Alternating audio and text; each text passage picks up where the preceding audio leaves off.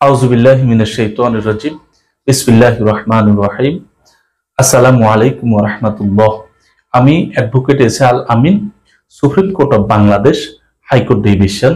আজকের আলোচনার বিষয় হেবা দলিল বলতে কি বোঝায়।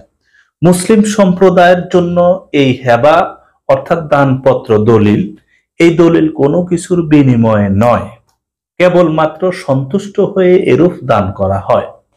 কিন্তু এই হেবা শর্তবিহীন অবস্থায় দান, বিক্রয়, কর, রেহান ও রূপান্তর ইত্যাদি সকল ক্ষমতা প্রদানে দান বা হেবা করতে হবে।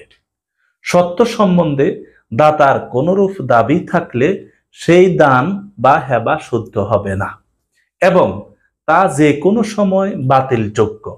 এরূপ দানপত্রে দাতার কোনো স্বার্থ সংরক্ষিত থাকবে না। ধন্যবাদ।